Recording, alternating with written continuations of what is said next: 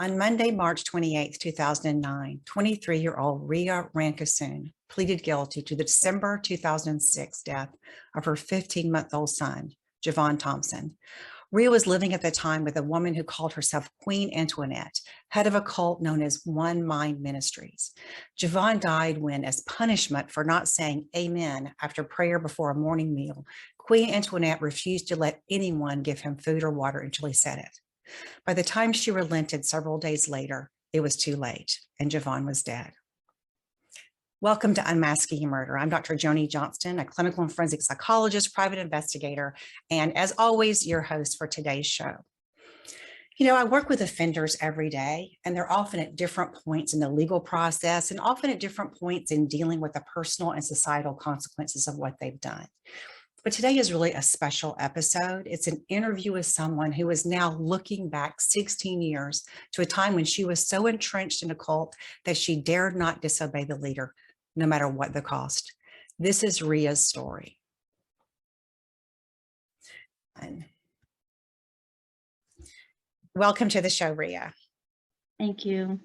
I'm so impressed and just touched that you'd be willing to come on and just talk about your experience, because I can only imagine that it's a difficult story to tell. Yeah, that's like there's no words really. It is very, very difficult. But I've reached a point in my life where I realized that there's no such thing as like moving on. You move forward, and in my case, in order to do that, I have to go back and because it was my son that was lost in this, it's very personal to me. And in order for me to move forward with my life, maybe the only thing I can do left for him is to speak out like this, is to talk about what happened. I never had any intention really of like forgetting it or moving on. I just didn't really know how to do this. Yeah, no, I can certainly imagine that. And I know I saw you speaking in Dr. Phil, and I was really struck by, just how much courage it would take to come on and talk about this. And I also know that you were hoping, and so am I, that you telling the story of what happened with you and your son is really a beginning and not an end. And so much of the time when we're talking about, crime or bad things that have happened, the end of the story is something horrible that happens. And I do want to talk about that, but I want to make sure that we're hoping that this is really a beginning of a conversation that can result in some more information for families, warning signs, what it's like to be involved in that situation, and all those kind of things as well. Yeah, I guess it's the centralization, the media headlines and things like that, and this with cults, or that word, or religious groups, or abusive extremist groups. A lot of times, like you're saying, when people finally hear about them, it's because the crap's hit the fan and it's all over the papers. But these are lives and people that belong to a family, to a household. And a lot of times, if you have a victim or a survivor or some combination of a victim, survivor, perpetrator, whether it's willing or unwilling, they carry that with them even long after they've gotten out of it, because there's just no space in this society for us to talk about the things that we experienced. Yeah. Well, let's talk about that a little bit in terms of, tell me a little bit about what was going on in your life at the time that you got involved with a woman called Queen Antoinette. Right. So I had my son when I was 18, and the household that I grew up in was pretty abusive, physically, mentally, emotionally, to my mom and also to my siblings that were there. We dealt with it, pretty much. It just sort of, I remember speaking out one time in school about something, and one of my classmates said, "Oh, everybody deals with that, just suck it up," or something like that. And so I just sort of, we just dealt with it. I remember an incident where the cops actually came to my home and they were begging my mom, let us take this person away, let us, and she refused. And And they said, well, at least let us take this person to a hospital. They need help. And it was to that point where, they were even trying to plead. And I'm not saying that to say anything bad against her. This is just the situation. The physical abuse continued into my pregnancy, and it wasn't every day, but I don't like to excuse it. Just because it didn't happen every day and I wasn't beaten black and blue every day, doesn't mean that was okay. That's sort of the dynamic that we were in. And while I was pregnant, it wasn't off limits. A pregnant person is not off limits to that type of treatment. But we still stayed in the house. And then I had my son. Before I even made it home from the hospital, I had a family member come up to my hospital bed and say, this person in the house is saying that they wish that your son was dead, and they just, I had just given birth. Hadn't even made it through the door of the house yet. Given you talking about your family history of abuse, I'm wondering how your family reacted to your pregnancy. My mom was not upset.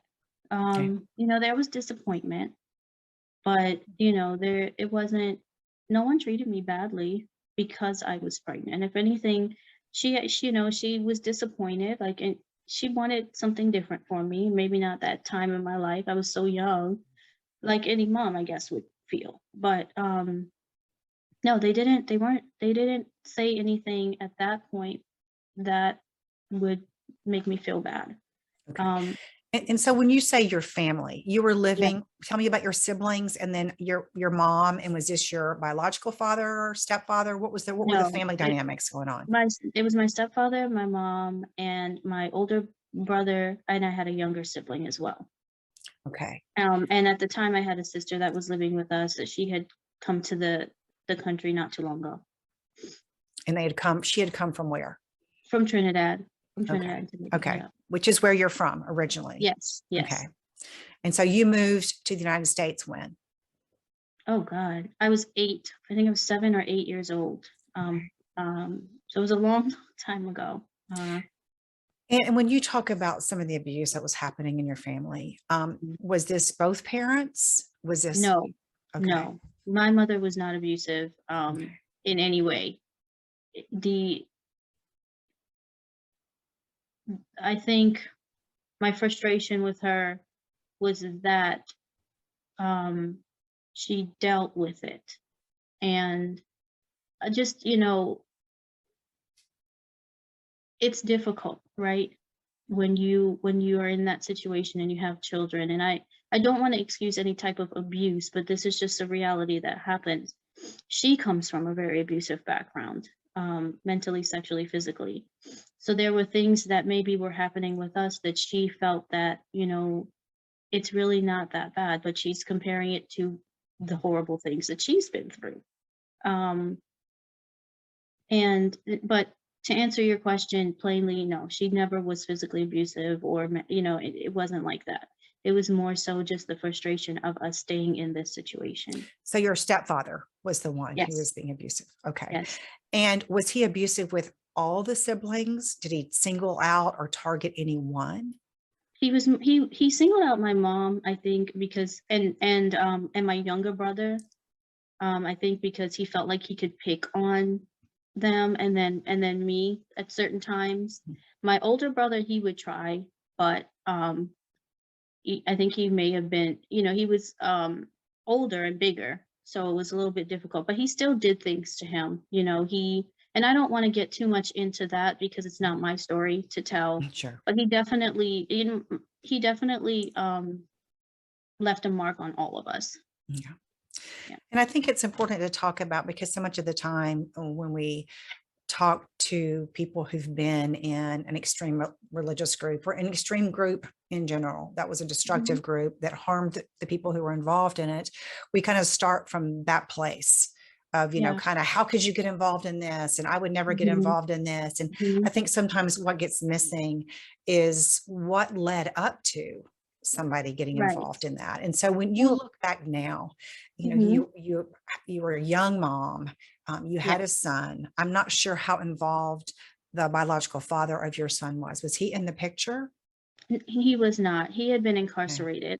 I don't have a problem. Here's what I will say. People do ask that question, right? They go, well, why would you ever run away and do this? And then when you start talking, they stop listening because they're thinking about their own lives and they're thinking about this as an extreme religious group. Well, I can guarantee you that none of these situations happen where they knock on your door and they say, hey, we're, a cult, a religious abusive group, and we would like for you to join us. That's ridiculous. No one would do that.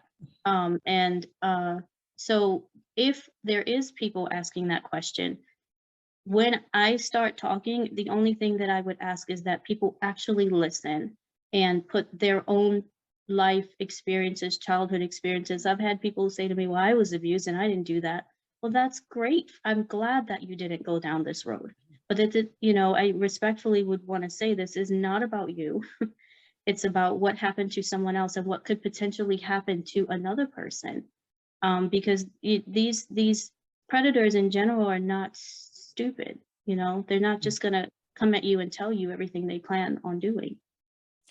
So you come home from the hospital, you have Mhm. this new baby, you're a new Yeah. mom, you are Yeah. living with your family of Yeah. origin, including your stepfather and your mom and your siblings. Yeah. And so tell me how, from you coming home from the hospital, what happened that led up to you getting involved with Queen Antoinette? Okay. I pretty much was staying to myself as much as I could in the home. I had spoken up a few times about certain things that I wanted my stepfather to stay away from my son. But I just felt like it was getting nowhere. But I was still taking it. I had my son's father was incarcerated. He would call me and then I would try to tell him like, hey, there's things going on here. He would become frustrated with me and tell me I'm just being emotional. On top of that, he would yell at me because he had people like watching me. So there's the added stress of that. Like if there's a green car, I remember parked outside of my bedroom window, instead of us talking about what's happening and what I'm trying to tell him, I'd be yelled at about whose car is that, or I'd pick up the phone and he'd start going off about this person saw you getting in this car today and you were seen with this guy today. And it was just those type of things where the walls were closing in on me. No one was able, I couldn't talk to anyone, but I did have a friend who was pregnant at the same time. And we actually had our children, like I think 3 days apart. We were in the hospital at the same time. Our sons laid right next to each other in the nursery. And so she would call me and talk to me, and she never elaborated what abuse she went through. Like she just told me bad things were happening in her home. And so I felt like this is someone I can relate to. And I know her. I went to high school with her. We were friends. I knew her boyfriend, she came over to my house. We were regular friends. Mhm. And she called one day and she started to tell me about this place that she was and how great it was. And so I said, well, where are you? And she said, well, I'm with my father's family. And I'd met her dad, but she lived with her mom and they were separated. So I said, well, I've met your dad, but who is this? Because I knew her brothers, I knew her sister. And, she said, well, it's my father's side of the family. It's my father's family. And I really think you should come, it's safe here. I'm here, my baby's here. I think her sister was there. And I refused a few times. I was like, I think I'll be okay. Cause I was asking her like, who, if it's your father's family, like, how come we'd never seen them? Like, I was asking those type of questions. And every time I asked those questions, she sort of just said, it's just my father's family, like And so I started to think maybe it's just a side of the family I hadn't met. But she sounds happy, she sounds great, but I wasn't necessarily ready to leave yet. I was still willing to stay. Until I came home one day. I was in school and I came home, and as I'm walking up the stairs, I see my stepfather holding up a lighter to my son's hand, and it freaked me out. Because of the flame was like on and he was picking his hand up to it. And I just happened to come in the house at that moment in time. And I just remember going into like a panic and just feeling like everything that's been happening to us, like it's going to spread to him. That was like my fear, like this is going to spread, it's going to spread, and no one's going to do anything. And I didn't want him to feel the way that I felt growing up. Yeah. And, you know, so that was the deciding factor for me. I knew that sooner or later she'd call me back. And I can't remember whether she called me or I called her, but I know our next conversation was, you know, I told her about that. And she said, listen, you need to leave, you know? And so that's how that happened. They actually came to my home first, not Tony, not Queen Antoinette, but they came to my house first. I met her daughter, and my friend was there, and I met Tony or Queen Antoinette's daughter, and I can't remember who else came. It may have been my friend's older sister that came as well. You know, and we sat around and we talked, and then we sort of made a plan, like, you know, we made the plan to leave. I was gonna have my mom drop me off at a park with the baby, and then that would be the last time that they saw me. It's so interesting because, you talked about the abuse, and, I see this kind of multi-generational pattern of Yeah, abuse so often. It's so tragic, where a family member is involved, sometimes 3 generations ago, and they're in an abusive situation, and then they marry and they think this will never happen to my kids, and yet they end up, for whatever reason, we don't know all the dynamics that go along with that. But you mhm, know I think, for one thing, we all learn what is kind of a normal relationship from our families, and so we start seeing that cycle get repeated over and over again. And so it seems like you had already seen this cycle yeah, get repeated with your yeah, mom being in that situation, and now you and your siblings are in that situation.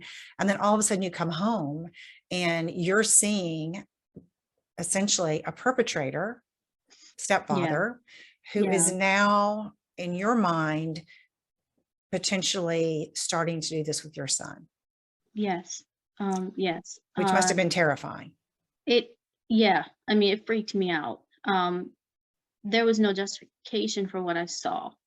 I told, you know, I did tell my mom, and she said she would take care of it. To be honest with you, I was pretty, you know, 19 years old at the time, was pretty much done and frustrated with that. I did not believe that she was going to do anything Mhm, about it. You mhm, know, and again, I'm not bashing anybody here, mhm. right? This is just my story.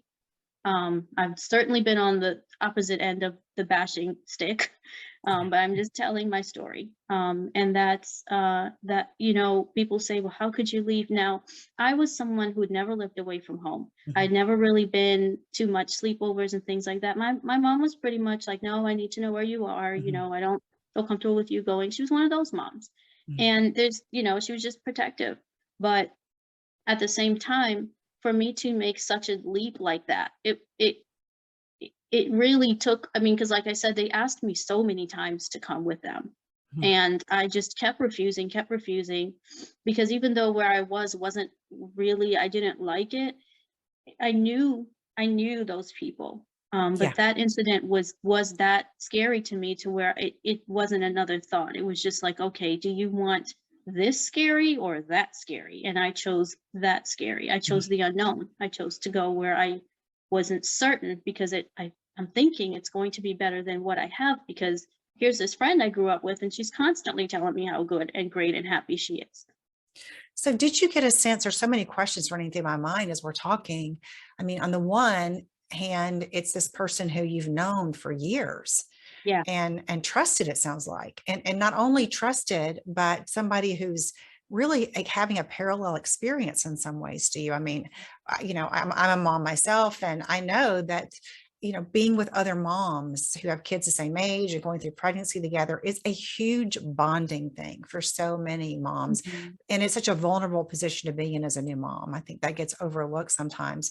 So, so many questions, because I mentioned, go through my head. One being, um, was there something about the way your friend was encouraging you to come that was concerning to you, in terms of, meeting some of the people, not getting a good feel? Or was it just more, this is familiar to me, even though it's difficult and scary, and I'm worried for my son, So I'm staying as long as I can for that reason. Or was there something also about what you were seeing with your friend Tony? Or Tony was Queen Antoinette? Right. So your friend's name is what? What? Can we give your friend a name? I don't see, Or I a, don't know if I, a yeah. fake, let's give her a fake name. Okay, let's just call her Trina. Okay, Trina. Call her So Trina, yeah. okay, so Trina is the person that Yeah. you've known for all these years. And Yeah. she's now, she's introducing you to some people that you don't know that she's saying are from her dad's side of the family. Right. Okay, all right. So was there anything in particular about the people that Trina was introducing you to that were concerning? Or was it just more the fear of these people? I don't know what that's going to be like. It's more like that I don't know them, but I knew her, Mhm. and you're right, her and she and I, we both, I mean, our kids are the same age. Mhm.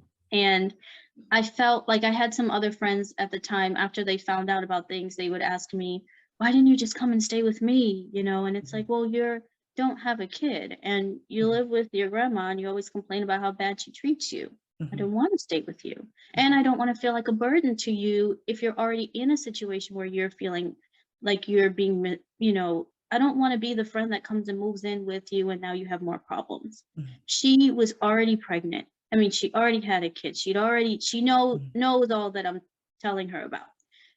And she could understand my fears. And, I want to make it clear that I thought about this too, a lot over time. And I think she really wanted me to come as well because she was the only one there with a kid. Yeah. And I think she believed that she was helping me genuinely at the time. I Mhm. really do believe that. There's no way that I would blame like she had nothing to do with everything that transpired. Okay. She genuinely thought that her and her sister thought that they were really bringing me into a position where, considering what I was going through and feeling, I would have some peace. And that's actually what she said to me. She said, Ria, you don't have to worry about anything. No one's going to hurt you. You can just be with your son. And that's what I remember saying to her, I just want to have time where I feel like I can just be with him and not have to like worry and look over my shoulder all the time. And that was it. This was scary to me, but it helped having someone there that I knew and that was in the same boat essentially as I was. So when you were pregnant, it sounds like there was some abuse that happened even during Yeah. your pregnancy. Is that, Yes. would that be accurate? Yes. Does anything stand out during that period of time that Yeah. may, okay. I remember, I mean, and it wasn't often, it wasn't a lot. It was actually just, I can't remember if one other time I was, but I know one time that stuck out. We were actually outside. We weren't even in the house. And my stepfather was drunk again. I don't remember what the argument was about. I just remember I said something that he disapproved of, and he grabbed me and slammed me up against the front door of the home. Mhm. And I honestly, this was like, okay, he's mad again, Mhm. but I didn't really think that, okay, he's going to really hurt me because I'm pregnant, but Mhm. then I Mhm. remember this so clearly that I felt the spite in him, purposely just like squeezing his hand around my throat. Mhm. And he was just staring dead in my face. And I remember thinking, oh, holy crap, he doesn't give a crap that I'm pregnant. Yeah. Like, and actually I can't remember. I confuse it with whether it was my mom or my younger brother, but either one of them, I remember they just like karate chopped his hand off of me. Mhm.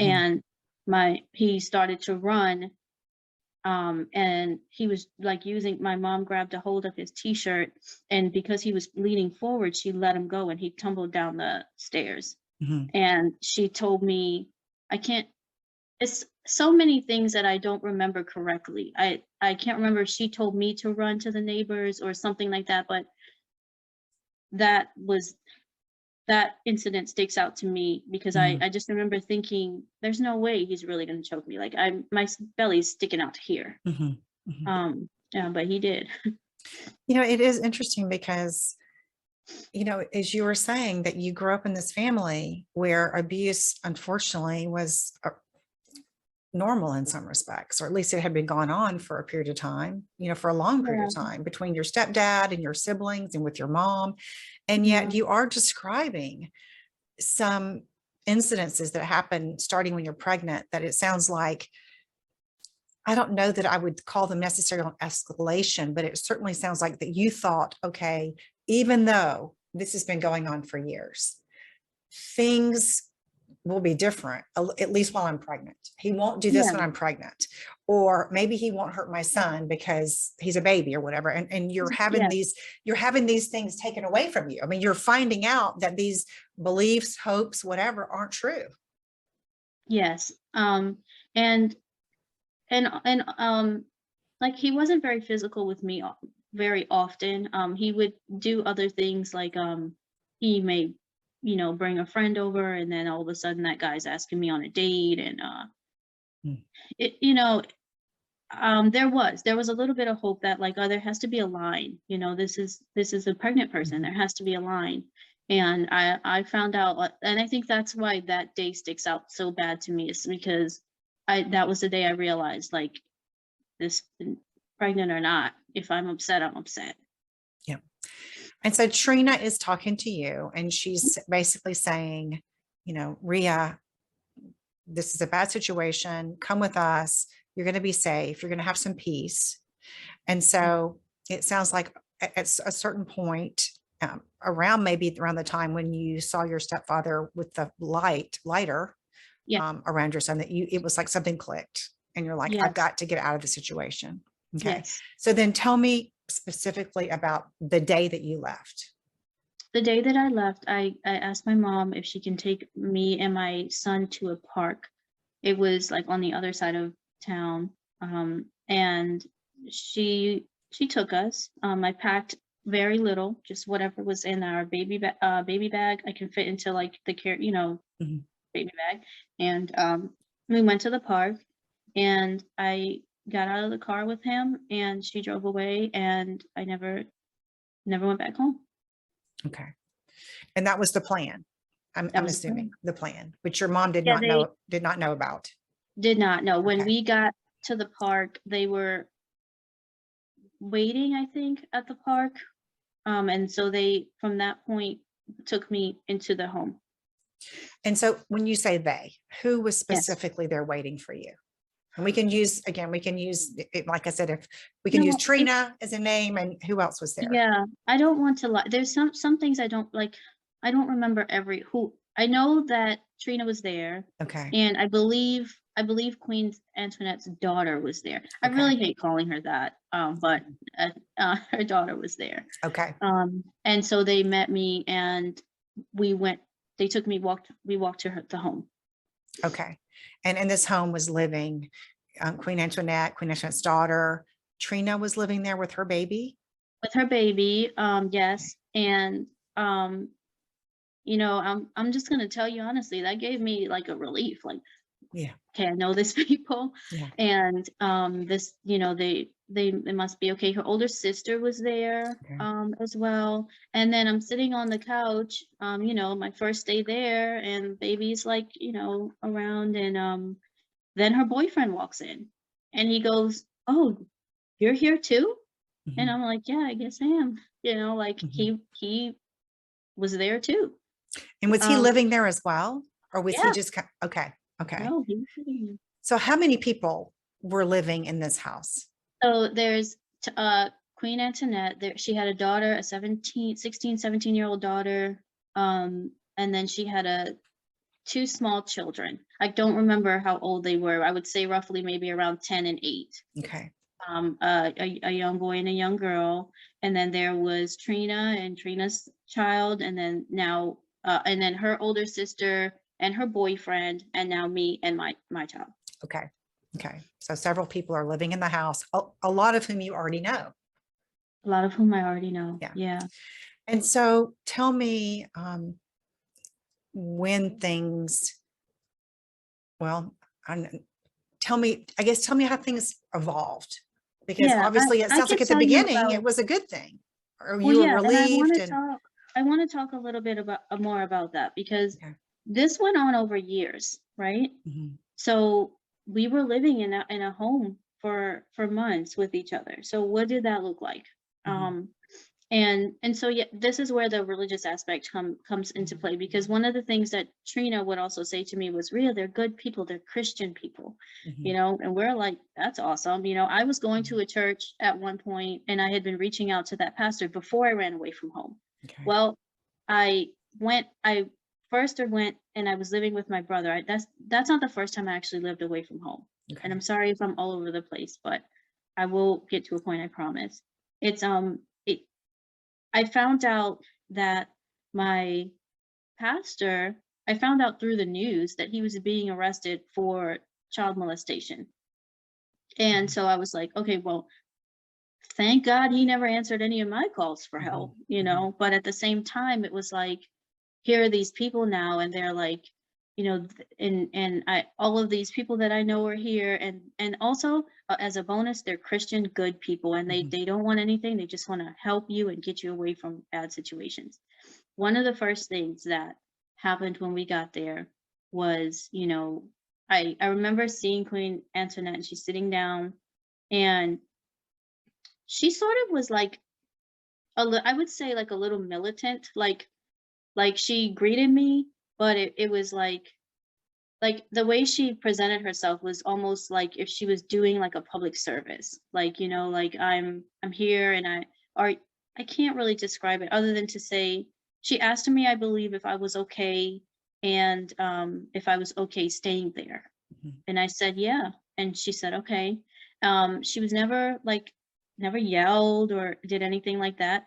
We did read the Bible, and there were, like, rules that, of course, you couldn't be having all kinds of sex in the house, and you Mhm. couldn't just be coming and going anytime you wanted. Basic things that I guess, would be normal in like a church setting as well. Mhm. You had to wear clothes that like covered your body and things like that. Eventually, those things started to evolve into, because she wanted to open a ministry, and she started drafting the paperwork for that. Mhm. And it started to be like, okay, this is going to be our ministry colors, this is going to be our ministry name.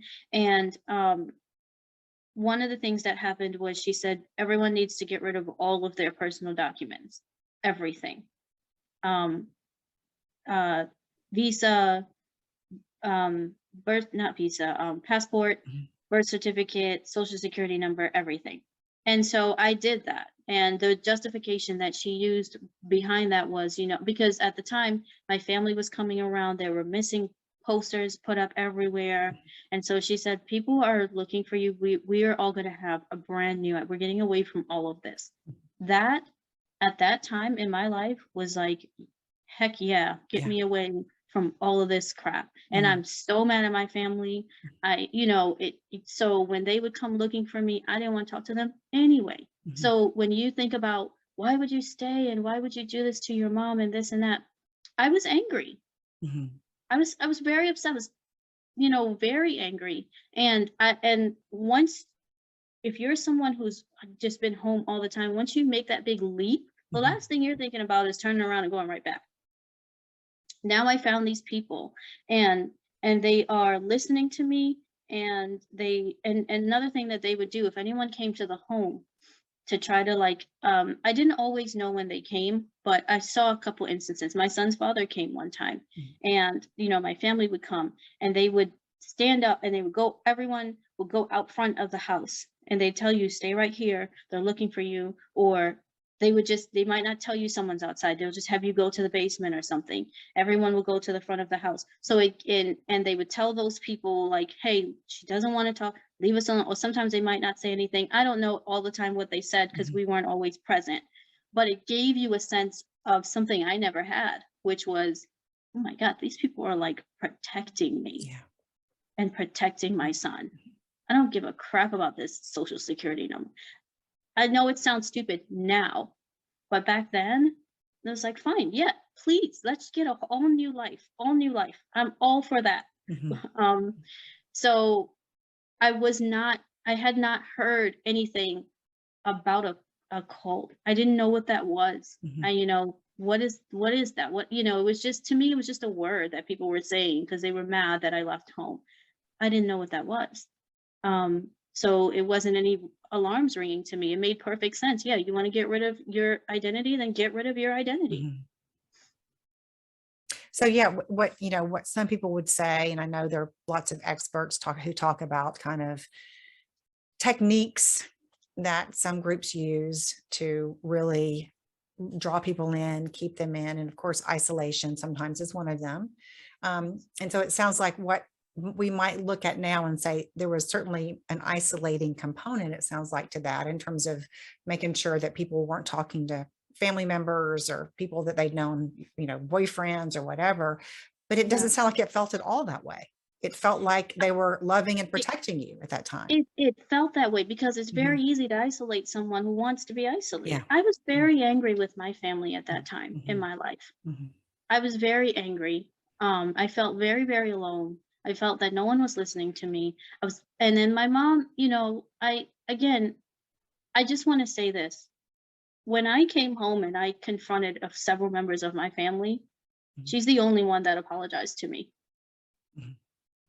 No one else did. You mean when you came home after everything After was over? after everything. Everything was okay. Because I Mhm. did. I came home and I was still pissed at my family. Like, don't Yeah. get me wrong. There were still things that I'm like, okay, it's great. Everyone has me all over the news looking like an absolute maniac. Mhm. We still don't want to talk about what was going on. Yeah.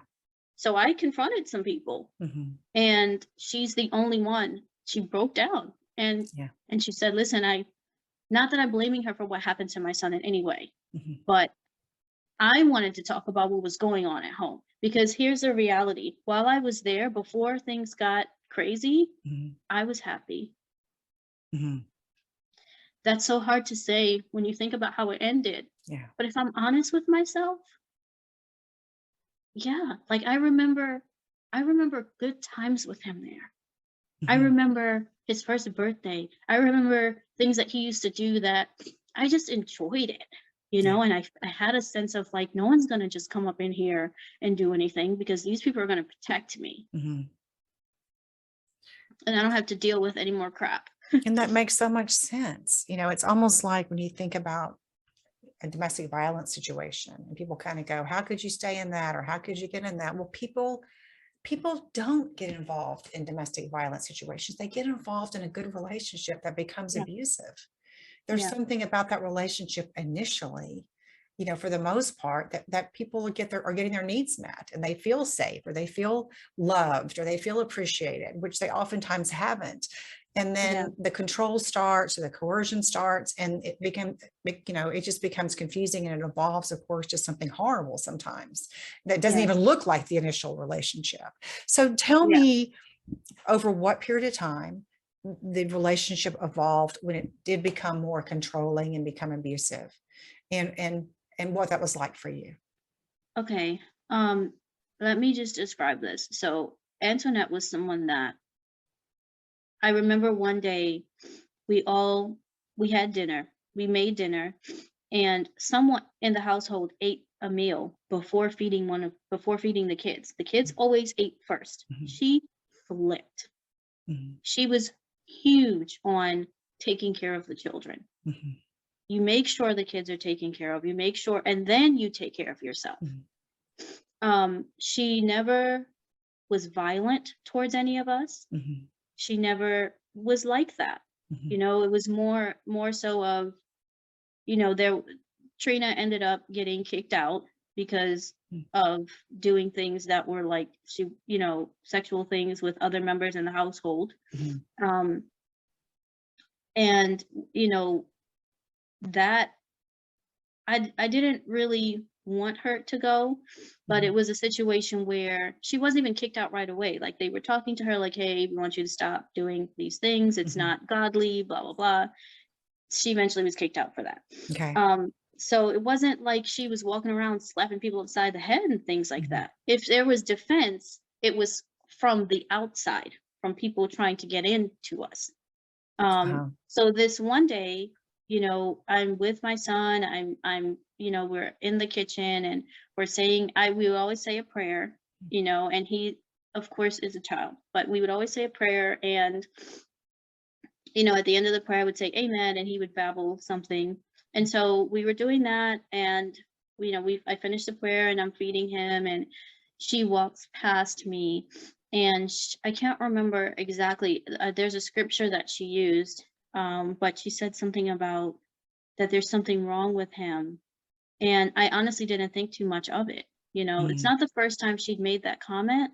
And I always took it as like, am I doing something wrong? Like, Yeah. am I missing something that's wrong with my child? Mhm. What's wrong with him? She would never elaborate. So I just was like, I don't know what this is. And then she said, did he say amen? And I was like, no, and so I'm feeding him his breakfast. And she said, that's when she started saying, and I don't want to lie, I don't remember her exact words, but it was Mhm. something along the lines of like, there's a demon inside of him and something's wrong with him. Mhm. And now, again, this is a woman who you take care of the kids, or now Mhm. that's the time that she will yell at you. Yeah. You will get in trouble for not taking care of the kids. Um, and now she's saying this. Mhm. So there's just like shock. Mhm. Um, and like you don't even know how to take it, honestly. So I said something to her, and I think she said like he needs to do prayer and fasting.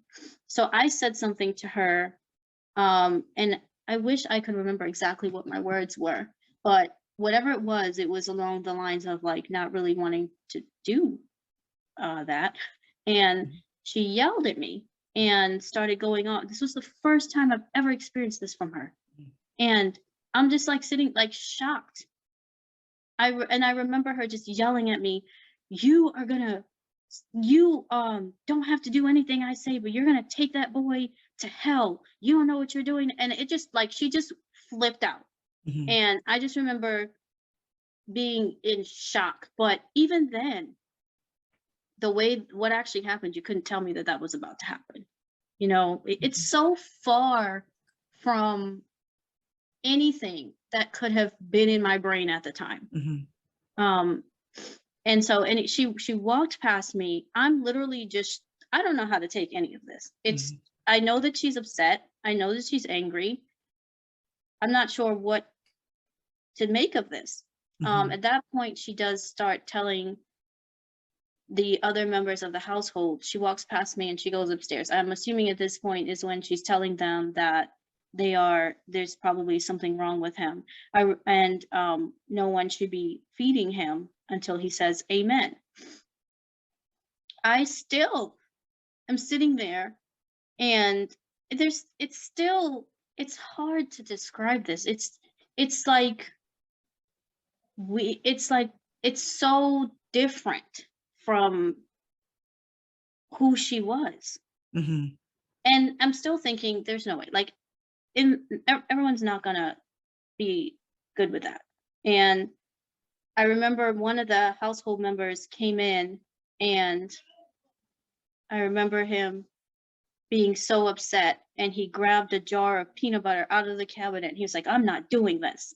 Mhm. And she pulled him aside, and he came out of the room with her, Mhm. and he just quietly put the peanut butter back on the shelf, closed it, and walked out of the room. Mhm. And at that point, I remember feeling like no one's gonna, no one's gonna do anything. And I'm at this point, I just remember feeling like this still, and I'm just gonna tell you the honest truth. At this point, I'm like, maybe it'll just be like one meal. You couldn't tell me that this was about to be starvation. And I know people are probably like, why didn't you just get up and run out the door? It's not that easy. This is not, we had to ask permission before this to go outside. Mhm. And this is the point where you start to see all of the protection measures were actually walls to keep you in. Mhm. And So it was I'm hard. glad you brought that up, Ria, because as we're talking, I'm sitting here listening, like you were saying. I'm kind of saying, okay, well, there's no obvious abuse. Like you were saying, she doesn't yell, but it does sound like there are some pretty good controls that are starting to be implemented in this group. Yes. Um, and so I'm glad that you brought that up. I'd like you to hear more about this because we need to make that leap, which if we can, we've had Mhm. this conversation, between a situation where you feel protected to all of a sudden things are becoming abnormal, things are Yeah. becoming scary, or Yes. frightening for you. Yes. So of course we use the Bible. So she Mhm, used that scripture. I'm not clear on what she directed to him when he tried to help, but I know that he refused to help at that point. mhm, I am now 120 pounds. mhm, Back then, I was probably way less, and it became very clear that my unwillingness was disobedience. mhm, And so I um, I was counting on this not going very far, but mhm. then when I started to see the numbers were against me, if that makes sense. Like I don't know how to say it other than like The numbers in terms of the number of people in the house. number of people in the house. Okay. Now you can't just get up and walk out the front door. There were many times that I thought about it. Mhm, But I was honestly terrified. Like I remember being in the room at night and just mhm, thinking like, okay, if everyone goes to sleep, if I can just get him and make it downstairs. Her bed was right at the front entrance of the bedroom. mhm, And I remember just feeling like terrified that like what if she sees me? mhm, Because if she sees me and I'm trying to take him out, that's going to make everything worse. And I tried something different one day. Like I came and I said, okay, I heard him. He said it. We can stop now. And she said, he said, amen. I said, yes, he said it. I was praying with him and he said it. And she said, no, um, you, you need to, she said she didn't believe me and that she needed to have a member of the household witness that. mhm, And no one was a witness to that. And so I was crying a lot.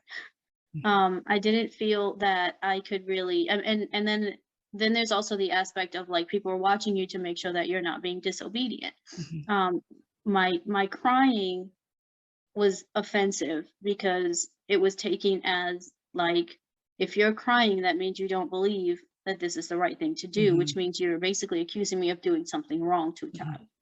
And you're not agreeing with this directive that she says she heard from God. mhm, So my tears were so offensive that she did not want him around me anymore. So she had her daughter take him.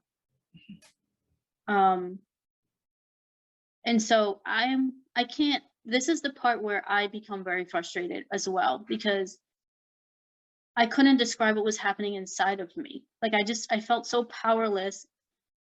And like there's still an element of like this is not happening. Like it's almost like you want to like slap yourself mhm, because how did this happen? Like it's like the world just was like this and then the next day it's like that. And you're mhm, just like how's this happening? And I I remember I just slowly became like I couldn't show that I was crying. So it was like the only way I could describe it, I tell people like it feels like I just shut down. Like mhm, I couldn't figure out anything else. And it was at the mercy of like whenever she said this was done is when this was done. mhm, And I realized the more that I protested or the more that I tried to say, oh, he said it, if I did something like that or if I cried too much, it made her even more determined to go mhm. longer. Now, And so how long had this, how long a period of time had this been going on at this point when all these different things were happening and you were trying all these different strategies to, basically stop this? yeah. He I said that it, was I the witnessed it. So how Yeah, long? I said that I don't think I tried anything else because after that she had him taken from me Mhm, and I now it's like, now the running away, it's like, you know, the thoughts of I would have to get him without him making noise, without anyone noticing, get out of, you know, this, I think my brain just was like this, and then it just crashed. Mhm. Like it just there, um the time period, I don't know. I remember I was having conversation about this with my mom, and I said, I can't believe this lasted for 2 weeks. And I was, you know, thinking about my son, and I'm like, oh my God, like, you know, I just can't imagine for that long, like, you know, how he must have felt. And she's like, you know, what are you talking about? And I'm like, you know, like how long he had to go through this. And I was right there. And, you know, she said, "Rita, it was 3 days." Mhm. Um, It just felt all like I can a tell lot you is, longer. Yeah. yeah, days stop mattering. Um, everything just faded. Nothing had any, it just was happening. And I don't know, it just felt like it went on forever. Mhm. Um, sorry. I probably should have had some tissue close for this interview, but I did not. But yeah, and I want to let, this is important to me, right? I do have a level of accountability here that I should have made better choices, that I should have, you know, tried to fight back. Um, what I want to be clear about is that in no way, shape, or form did I agree or comply or willingly comply to starving my son. There was nothing like, I know I can't physically fight everyone out of this house. Mhm. I had to beg them to let me take a walk, you know. Mhm. And then even if they let me take a walk, well, he's still in the house. So I don't even really want to take a walk, because what if something happens while I'm out of this walk? So the loyalty that she had, and that was shocking as well, because it's like I said, I knew these people. Mhm. Most of them I knew, but I don't know what she was, like I said, when she pulled him in the room, I don't know what she said to him. I don't know if she threatened him. I don't know to this day. And I guess, what was there? And it's always so hard to think back and tease apart, but what was there about her, about Queen Antoinette, that was so powerful? I mean, in other words, was she claiming that she had special powers, that she had special visions? Was it the fact that she was supporting people financially, so they were kind of trapped? I mean, what was it looking back? I know it's so difficult when you're in that situation, but looking back now, what was it, Ria? She didn't say she had powers. There Mm. was a guy that would come over, and he was married, and Mm. you know, he just would bring things and say that God put it on his heart, and she was just this great person for taking us all in. She really painted herself to be like a saint, and Mhm. I'm like, when I'm telling you, like, if anything, if she felt like we were too rough with one of the kids, if she felt like we were maybe correcting them and we were too harsh, I mean, it was, when I tell you, it was total flip. It was just Mhm. like, like just a total flip. Mhm. But what was appealing about her was that she was doing all of these nice things. I mean, she was taking us all in, paying Mhm. for everything. Mhm. And but it wasn't the money. It was that she wasn't hurting us. Mhm. You know, all of those things were really things that she was doing. Um so, and then when it came to other people, I don't understand why, like outside of the home, other people, she had very strong influence with them. Mhm. You know, she would talk to someone for 5 minutes and they'd be willing to just give her everything, Mhm. you know, and I've seen this happen. I saw this happen countless times with strangers that she met.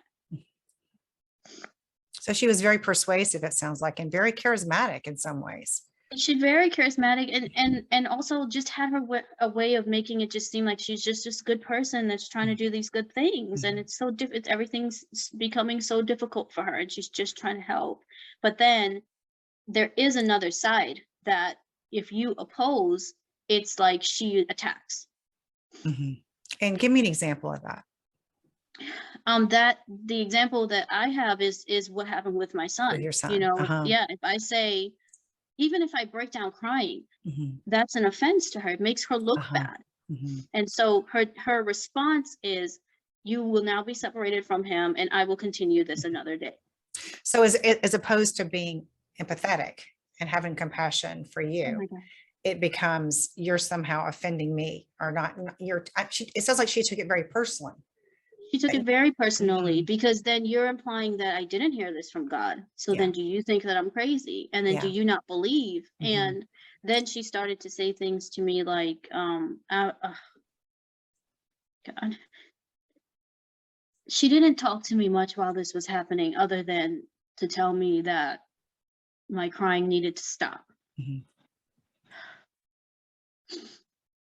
Um, and I tried my best to hide it. Mhm. I'm sorry. Um, and internally, it's like I had to go away. Mhm. I had to go away.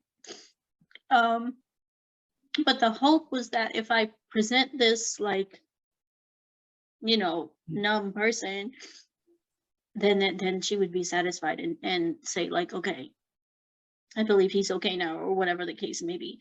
She never once cried. She never once came to me and comforted me, and she never once cried over him or looked at him and said, "My God, like look at this baby." Yeah. Never once. And so at what point did she relent or say, okay, the punishment is over, or you can feed him now, or whatever? Yeah. God, I remember one day her daughter freaking out about something, and I don't know what. Like I had become like I would just stare at the wall, like type of Mhm. person, and I just remember her going upstairs to her mom and saying something to her. I think that she was trying to get her to stop, and she refused. Mhm. And I think she said something to her again. I think it was her daughter that Mhm. pressed her. Mhm. But I don't know for sure because I couldn't hear their conversation. And she came down and she said, "Okay, you can feed him." And I had to go to the store and get something to feed him with, but I couldn't go alone. So Mhm. I went with another member. And this particular person that I went with, I just want to say, there were times that I felt like she wanted to talk to me.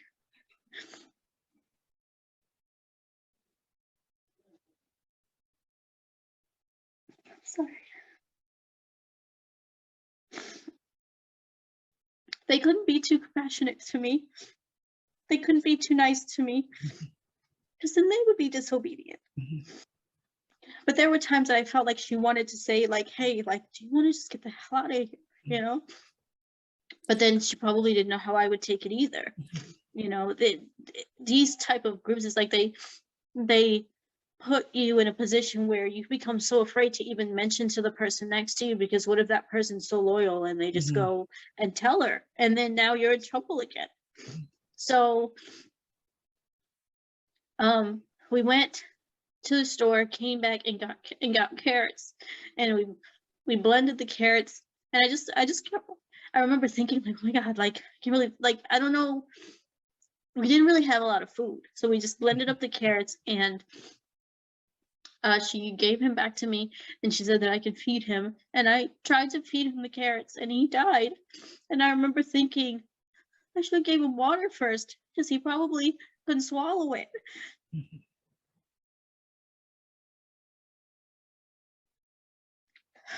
Sorry. You have nothing to apologize for, Ria. This is such a heartbreaking story.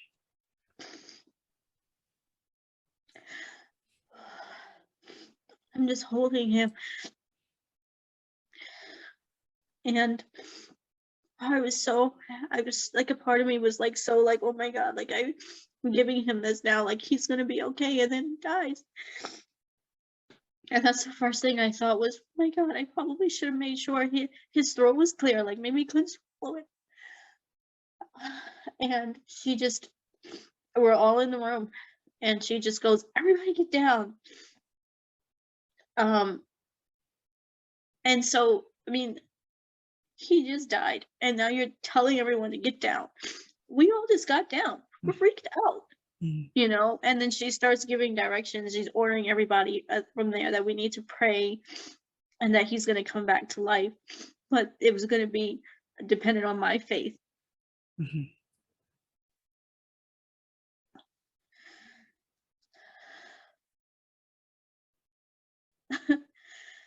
um, I had given up on everything at that point. Nothing mattered to me anymore at that point. Um, I have to tell you, just listening to this, Ria, I mean, the anger I feel when I think of her essentially saying you who've just lost your son are responsible for bringing him back to life with your faith. It's pretty intense because it just seems like, I mean, there's all kinds of things to unpack here, but to think of her putting that responsibility on you is just well, really a really, really, in my view, just such a manipulative strategy and so abusive yeah. in that situation. Well, now that he was dead, I was to stay with him all the time. I was not to leave him. Mhm, And so I did. I mean, and to be honest with you, I wanted to. mhm. I had not been allowed to before. Yeah. And I just remember looking at him and just like, I, there's nobody in there. Mhm,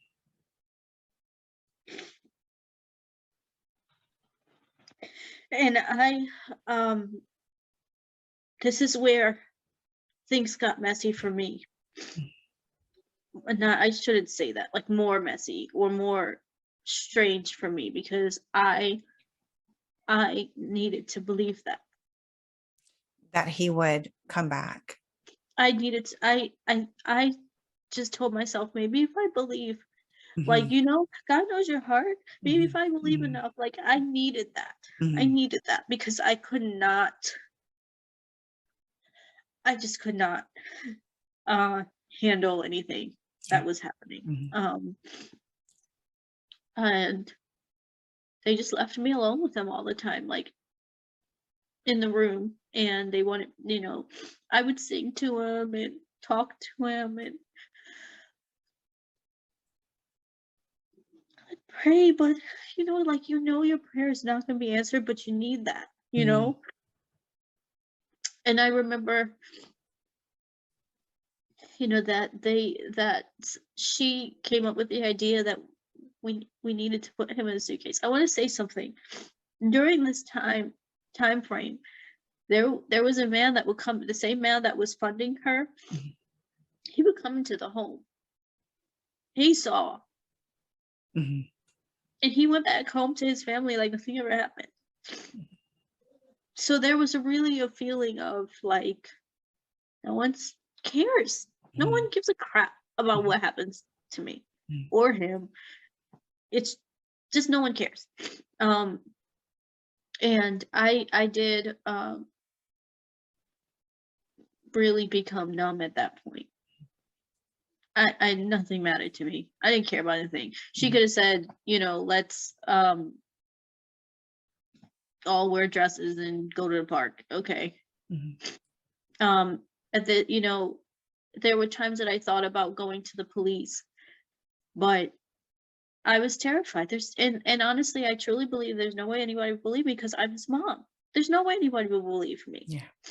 It would be my word against theirs, and there's no way that they would say anything. And that actually ended up being when we went to court, that there's no way that they were denying everything. Mhm. You know. So Um. just to kind of give a framework here, How long had it been from the day that you left and met them at the park Mhm. until your son died?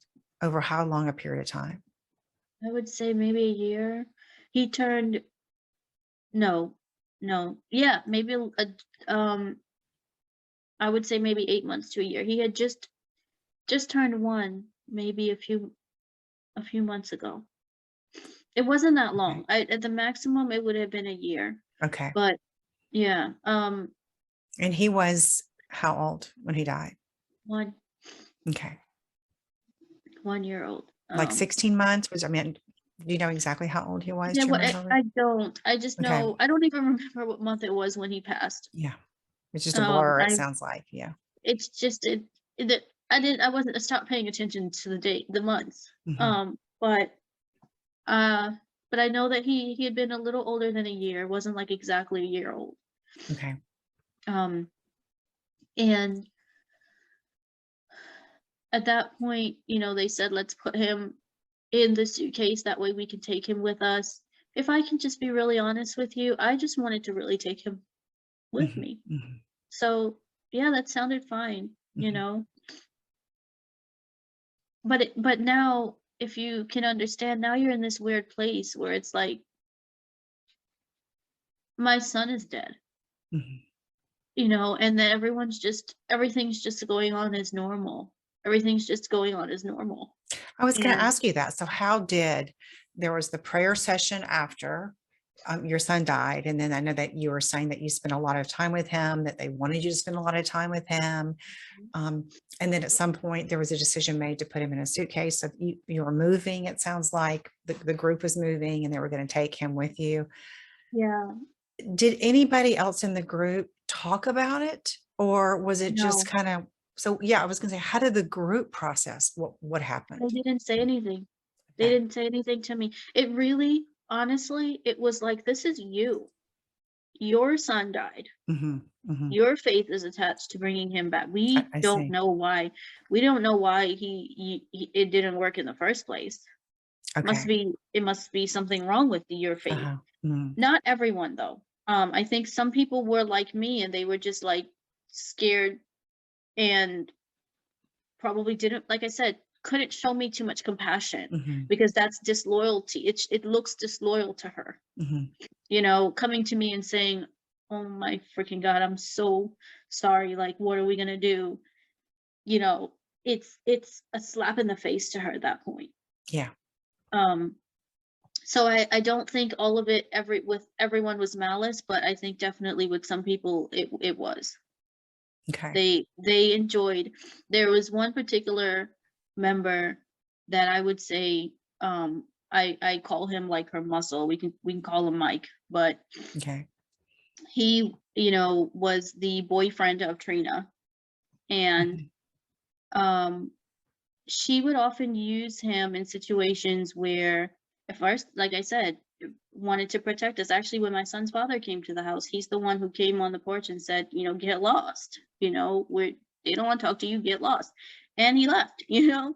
So he was that guy that Mhm. she would use for those things. So And I know that you said Trina had gotten kicked out before. Was yeah, Mike still living there? yes. Okay, so Mike was still living there. Was Trina, did she have any contact at this point with the group? Um, this is where it gets frustrating for me as well because at that time when I was there, I thought no. Mhm. Later on, I found out that she was in contact with him, With um, Mike. with Mike. Okay. Somewhere along the line, and I don't know exactly when, he had obtained a cell phone, Mhm. and I don't know how he got it. Mhm. I don't know, but he had a cell phone, and at one point did he call for help. But when I have to like fast forward to tell you this part because when I came home, my mom would tell me, when I was looking for you guys, Trina called me and said that someone called her and told her that you had just dropped him off in an orphanage, and then there were rumors that were starting to come out that I was sleeping with a bunch of people, and so it took a while for me to understand, because we would be like, why in the heck would they say something like that? And then I realized they're painting a picture of me. He Mhm, was already dead. mhm, They're trying to paint this picture that I am this loose, like I've just given up all my cares and abandoned my son, mhm. when And you're talking about other members of other this members, community are doing specifically that. Tony or Queen Antoinette, Mhm, and Mike had the cell phone, and okay. I don't know why he did it. Maybe it's because, they started to realize, like, we need to do something with this body, Mhm, you know, and I'm the mom. So there was just a bunch of things that my mom said that she started to hear, and I'm like, that never happened. Like, mhm, I was sleeping around with everyone, and at one point I was sleeping with him, mhm, and I just got tired of having my son and dumped him off at an orphanage somewhere mhm. to be adopted. Um, None of those things were true, but And so your mom, you are having, I'm assuming that you're having no contact with your family no during this contact. period of Yeah, time. Okay. yeah. So how is your mom hearing? Does she, number one, does she know where you are at this point? And number two, how would she be hearing these rumors about what was going on with you? Through Trina. Okay, so Trina contacted her at some point, Yes, yes. just told her some things that obviously were not true. Were not true. I think she thought she was helping by saying, Hmm. "Hey, she's off at she dumped him off at an orphanage," Hmm. because my mom was searching for me at that point and my Yeah. son. Okay. And so she called all of these orphanages looking for him, Hmm. and they were like, "Ma'am, he's not here. There's Yeah. no one ever," and so when I look back at things like that, I there's so many, like, layers of betrayal here. Hmm. Like, they were actively trying to cover their steps, and what was I doing? Sitting in the living room staring at a wall. Hmm. It's infuriating, and I get so disappointed in myself, but, it took me years, and I'm sorry if I'm going off topic, but there was I had a breakdown recently, a mental breakdown, and I texted my employer. I sent him a copy of the article, and I said, "Listen, this is who you hired, but this is not who I am. And I cannot live this life anymore. Please take care of my daughter. I don't know how to fight this." And for the first time in my life, I got a response where someone said, "I am so sorry that you had to go through that." And I was shocked. Because this was a total, I mean, this man, I work for him. He could have easily been like, "Yeah, we're gonna have to put some ads out," Yeah. but him and not just specifically him, the leadership period. I quit, and they Yeah. were just like, "No, you're not gonna quit. Hmm. We're gonna get you some help." Hmm. And they sent me a bunch of resources. I did not think of myself as a victim for years. I thought of myself, because you have to remember, I didn't understand what was going on with me. I Hmm. didn't know why I shut down. I know all these things are happening, but isn't a mom supposed to just get up and like superwoman her way through all this shit? Like, I didn't know how to do that. So Hmm. something must be wrong with me. I Yeah. must be a bad mom. Hmm. And so that's what I'm telling myself, and I'm trying to figure out, well, why are you such a bad mom? And then I would meet people, and I try to tell them, people who want to be in my life, and they're like, "We don't want to hear about that. You're fine now. You're fine now." Hmm. And then they find out from someone else, and then they go, "Well, I don't know how I feel about you anymore." And not just me, but my daughter. And then I have like even my son's father made a comment to me that, "It's okay. I don't know what happened. I know you're not that type of person. You would never do anything like that. But I'm gonna I'm not gonna do anything. I'll allow you and your daughter to live." And something started to click in me where I started to become very tired of people telling me what I am who I am, what I felt, what I wanted to do, what I should have done, what they would have done, and giving me permission on any form based on their anger or their whatever they're feeling in the moment to be alive, and for my Mhm. daughter to be alive. There's actually been people who've said things to me like, you love your daughter so much, but why you didn't love your son? It's um there's a lot of reasons why I can just curl up in a ball and say I don't have to talk about any of this anymore. Yeah. But something that you said earlier, I believe you said this earlier, that there is a history and it Mhm. will repeat. Mhm. And so if I need to get up and say, listen, I was too codependent. I was not paying attention to the signs. I broke down. I shut down. I should have fought. I should have run. I should have whatever Mhm. I needed to do. Then that's what I will do. And I will say, I will take as much accountability that I wasn't smart enough. I didn't know enough. But to say I wanted to do this will never, because I never did. Yeah. So let's talk a little bit about, kind of the beginning of the rest of the story, Ria, because Yeah. as you know, I started out by saying this, and I've talked about this, that, a story is something that we all like to hear. And this is a very Yeah. tragic story. It's complex, it's heartbreaking, it's infuriating, it's all those things. But if that's the end of it, what can we learn from this? What do you want to come out of this? What's going to be healing for you? What's going to be helpful for people who are watching this, aside from this is a terrible story? But let's listen. Mhm. Because I was talking while I was at home before I ran away.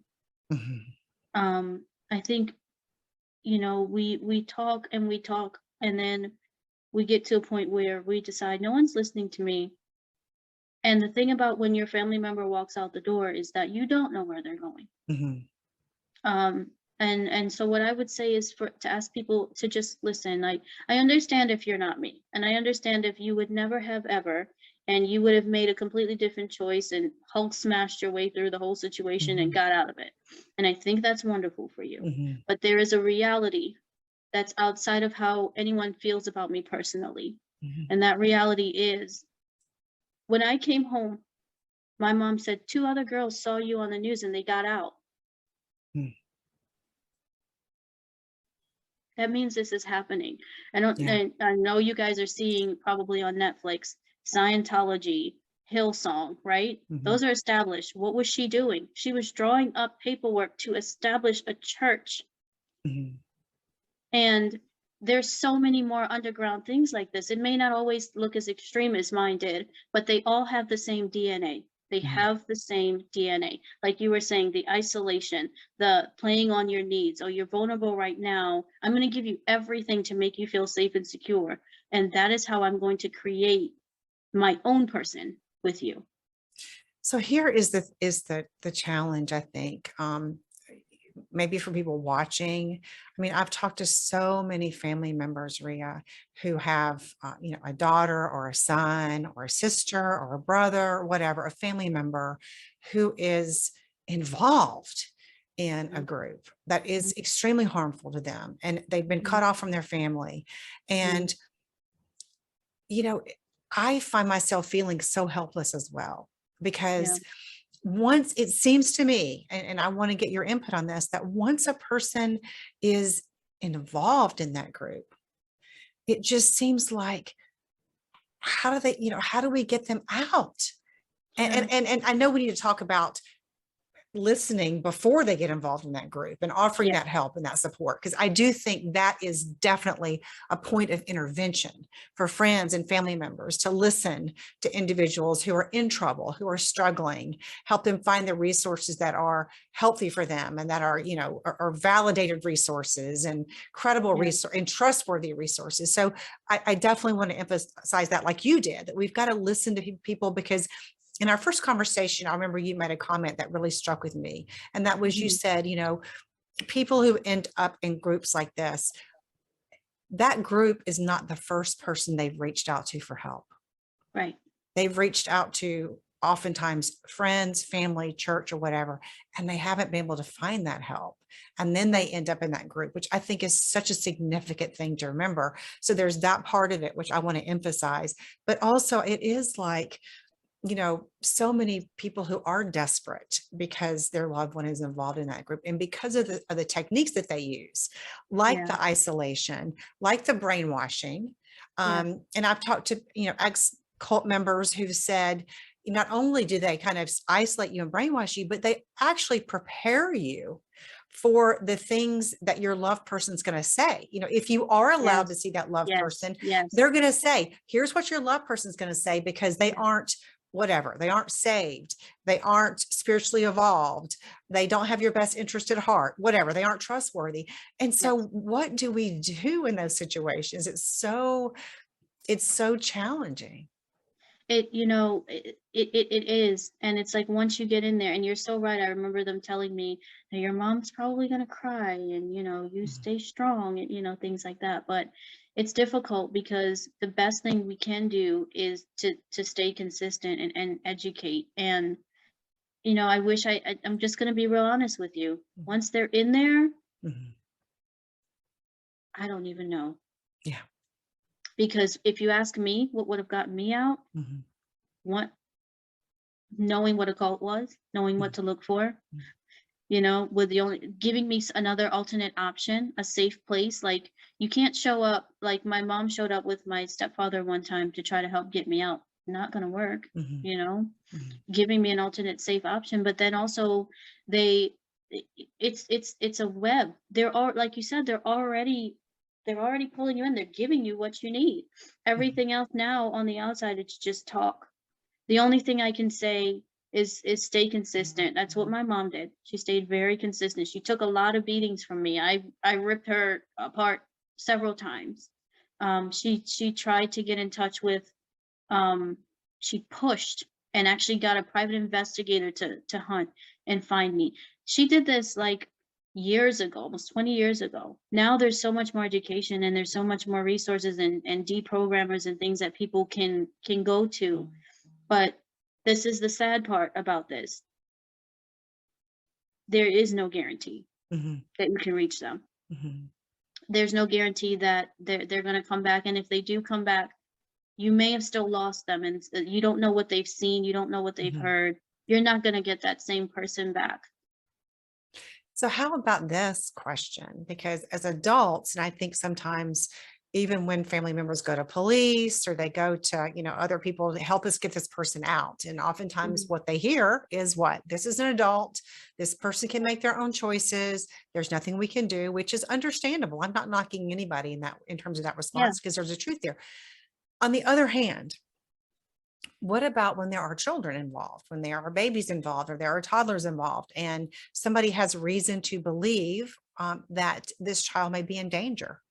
Is there anything that you would recommend?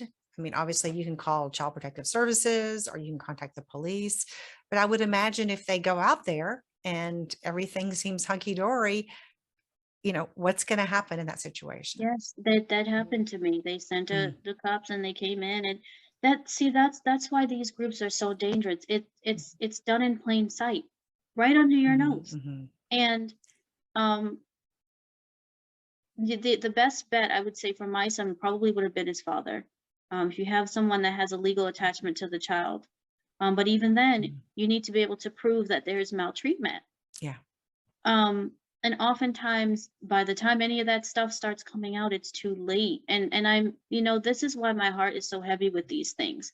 It's because it's really up to the community. It's up to people watching. Keep, calling, keep saying this, I saw this, I noticed this. And because the groups are so tight knit, they're so Mhm, loyal to the members. And whether it's out of fear or whatever it is, that a lot of times policemen, their hands are tied. They can't do anything. It's really up to just us to sort of pay attention and be willing, because there will be times there. Now this I will say, um if they're able to, just don't give up on that person, because maybe they'll try to escape, and try to find you or try to call you. And this is what's so difficult for survivors, is that a lot of times we have to be our own heroes because no one can get to us. And a lot of times we've helped build that wall thinking we're protecting ourselves. And now we have to get to a point where we try to break out, you know.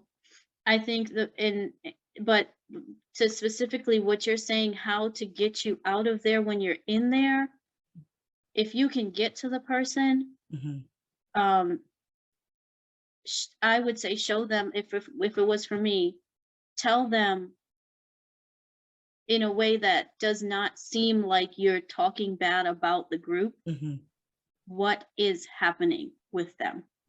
You can't insult them. You can't make them feel like you're in a cult, you know, because that comes across as you're stupid. You don't know what you're doing. I watched my younger brother, get on TV and announce to the world that I was just a follower and that's why I was doing this. Not gonna help. Yeah. You know, it's you. I'm not and this is why I'm speaking out too. I don't know. I'm not a deprogrammer. All I know is that people go in there and they get lost. And I all I can say in terms of like how to help someone get out is just always just stay ready, keep trying. And then if you do get to talk to them, maybe give an alternate option. But even then it's like it's difficult because they're so built on loyalty and they're expecting you to try to turn them from their group. So let's talk about a couple of things. Number one, what has been your healing journey like? You know, what was it like for you when you got out? And we'll talk about the circumstances around that. And then number two, just in general, you know, what should a family member, a friend, a loved one expect from somebody who has gotten away from a group that's been controlling them for an extended period of time? How can they support them? All those kinds of things. So first of all, tell us how you got away, or what happened leading up to you no longer being a part of this group. Oh, this was court. I got arrested. And got arrested. They took me to a homeless shelter. They took everyone else to jail. They were still trying to determine my involvement and everything. At this point, I want to be very clear. I was still not willing to let go. Was I walking around every day expecting my son to wake up? No, but I wanted that. That was my security blanket. I needed that. I could not accept that he was not there. And this is after we had left the suitcase and everything. I'm sorry if I'm babbling. I want to talk, like when we left that, around that time, when we left and we went to New York, they had become very rough with it, banging it around almost as if it was just a thing now. The suitcase with your son there was involved. no person in there. It's just a thing now. I remember watching, I wasn't allowed to carry it also, but then also going through curbs, down curbs and just banging it. And there was no connection. And that's, again, it's like there's no connection. There's no empathy. There's nothing like that. You're just a thing. You're just a thing, and we'll get another thing if you break. And so leaving him in the shed was like, I didn't want to be separated from him, but a part of me was like, at least I know he's in there. I was not allowed to have the keys. Then there was the lady, the woman that would, that I said, I felt like she sometimes wanted to say something to me. She started one day to just flip out. Like her hair went crazy. She started writing on the walls. They took her away out of the home. And I didn't know where they were taking her initially. They ended up dropping her off at a mental institution because she was babbling, and they figured no one would believe her. I hadn't known. And then when they came back from getting rid of her or taking her away, one of the things they said to me before they left was something about if I really loved my son, I would, say something to her, or try to snap her out of this.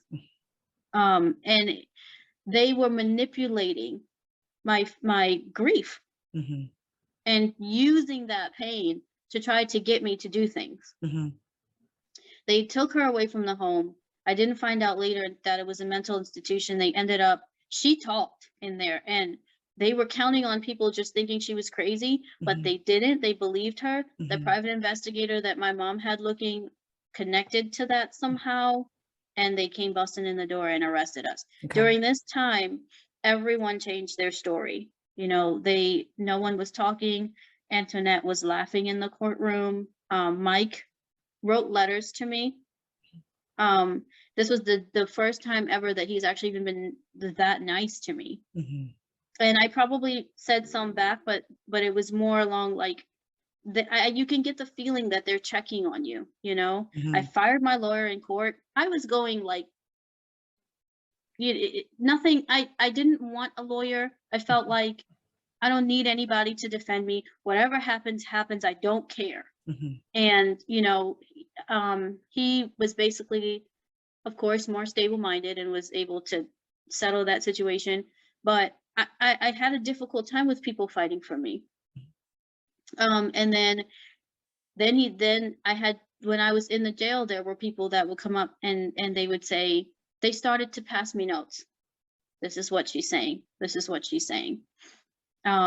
This is what who is saying. I'm sorry. This is what Antoinette was saying. Okay. Queen Antoinette. Okay. She was telling people that I had murdered babies before, that I had chopped them up and burned them and cooked them with my mom.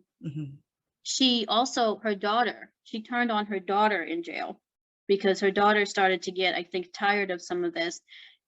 And while she was in the jail waiting to go to trial, she had some of the women calling her mother. Just to show you this person. Yeah. And they stopped communicating with her daughter. They isolated her. None of the other women wanted to talk to her because she was now turning on her mom. Yeah. And so when we were in court, I remember Mike, before they took us into the courtroom, the little cells that they have you in, he was in the cell laughing and like joking with another guy.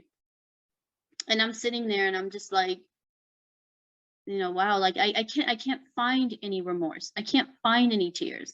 And you know, and then he said to me, he goes, will you move with me to Kentucky? Mike asked you this question? Yeah. If I would run away with him. You know, and and then he starts laughing. This is how much of a joke I was. And not just me, my son. And and he said, well, what are you going to say when you get up there? And I said, I'm going to tell the truth. And he's like, I don't know. What are you going to say? I said, I'm going to tell the truth. Someone died. And so I got on the stand, and I remember one of the things that they wrote about was that in the papers and stuff was that I made this statement, and I did. I said, I don't care about looking crazy in court. We were going to talk about everything that you said God told you to do. And so I said that stuff, all of it, everything that she said. And I looked over at her and she's just laughing. And I'm telling you, there is no sign of humanity at all. It's almost alarming. It's almost that you don't believe it. It's like you want to just squeeze her until she does something that makes her seem like a human being again, which is so weird because she was this caring person that, you know, would flip out if you didn't take care of the kid. I'm sorry, I probably derailed from your question, but I'm, you know, even into that, I was seeing that even in court, it became, what deal can I get? What deal can I get? And in punishing her daughter for not being loyal to her. Yeah. And not just anyone not having a heavy enough heart to say, just throw up all over the place. This is what you said. This is what happened. This is what, you know, not just strategic planning. And we'll say, Mike, he walked right past me on the witness stand. As he walked past me, he said, I'm sorry. And he walked right up to the judge and lied. So I'm seeing all of this happening, you know, and now I'm coming home. And so now I came home. So you did not get jail time. I did. Okay. But but it was time served, and then I had to do 5 years probation, Okay. and I had to do counseling and things like that. Okay. I came home, but I was in a program. Like I wasn't like straight home. Yeah. And remember when I finished the program, I worked there for a little bit, and then I moved in with my mother, and I began punishing her. Mm-hmm. And this is probably something that a family member can expect. And I punished her. Actually, when I called my mom from jail, when she answered the phone, I said, "I bet you're happy now." Mm-hmm. I was not pleasant at all. Mm-hmm. I was pissed off at the world. I felt like everyone hated me, and I hated them too, so it didn't matter. Mm-hmm.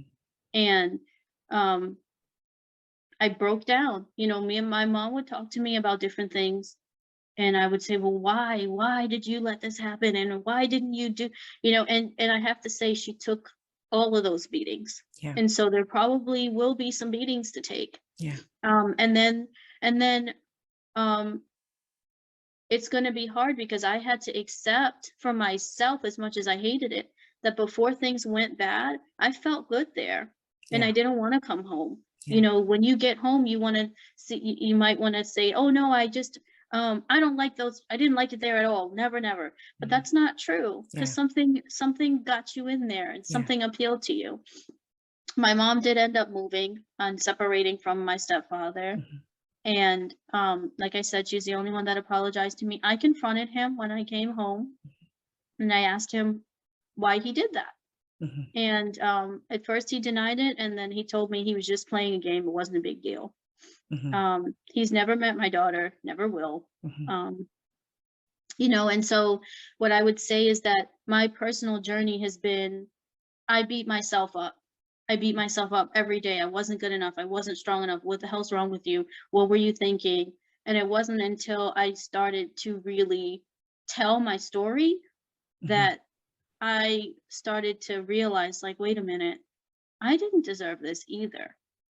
And not just what happened in the cult, but what was Mhm. happening before. Before. Mhm. And I am a good mom. When I got pregnant with my daughter, I reported it. Mhm. You know, and because I didn't want to seem like I had anything to hide. Yeah. And so the hospital actually ended up apologizing to me for opening an investigation, but it was a good thing for me, Mhm. because now I'm in a situation where I need all this help again, right? Mhm. And I have Child Protective Services coming in. Mhm.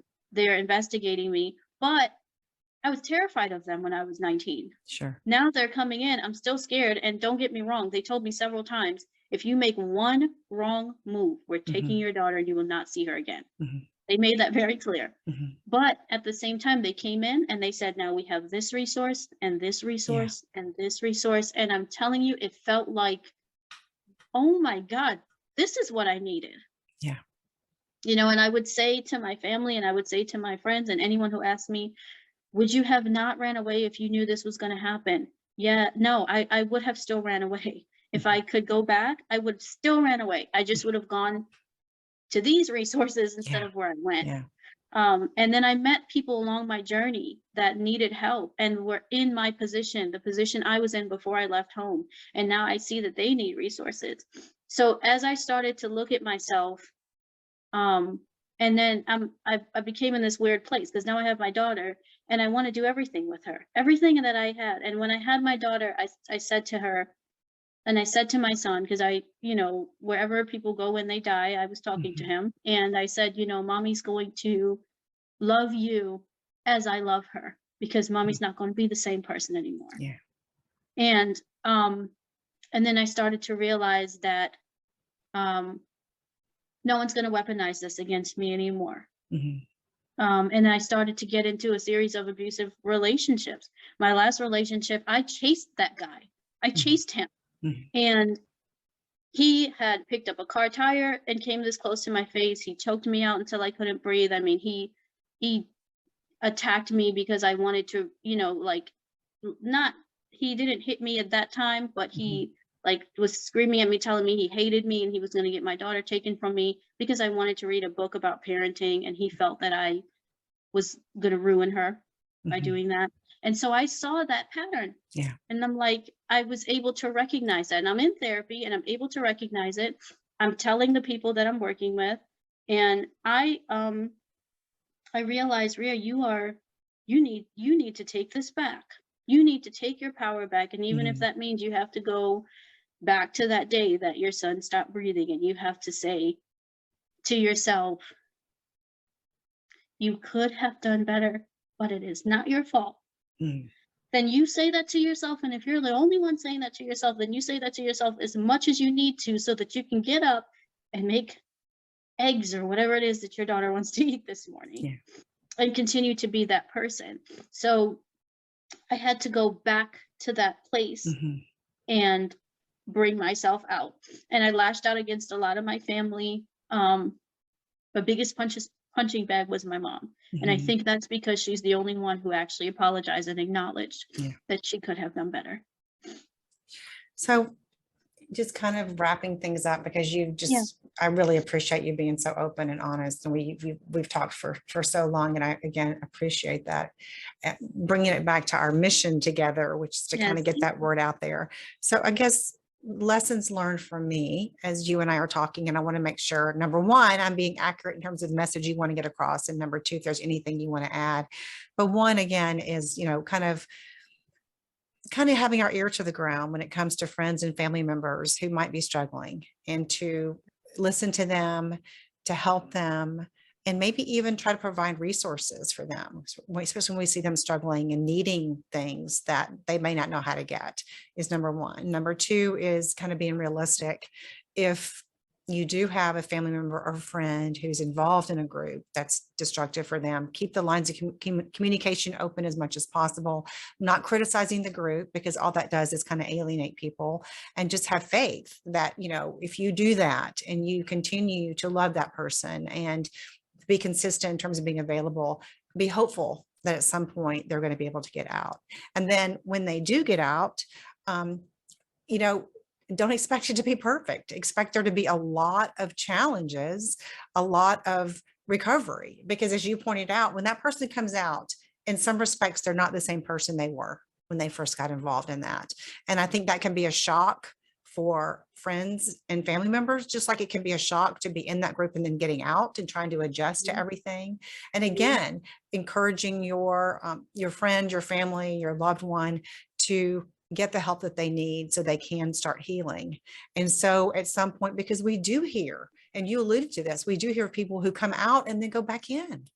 And I think there's such a vulnerable time when people come out. And I think a lot of times people on the outside looking in think, my God, aren't you so much happier?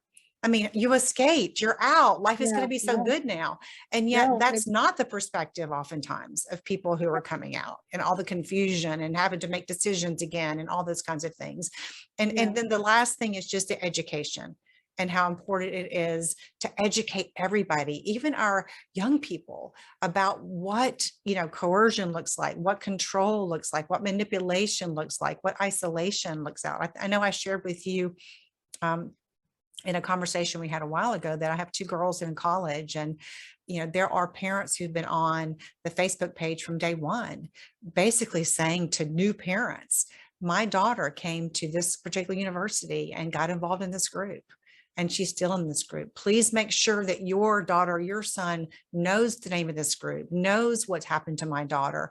And, and just, it's such a service out of love and probably out of grief for this family to educate. But there are certain ages, I think kids are vulnerable. I think there are certain life circumstances that make all of us vulnerable, but just making sure that we understand what those signs look like. Yeah, absolutely. And another thing, when I came home, it's don't, if your family member comes home, help them to accept that not that they're not normal, what they have just been through is not every day. It's not normal. And they do not have to fit into society.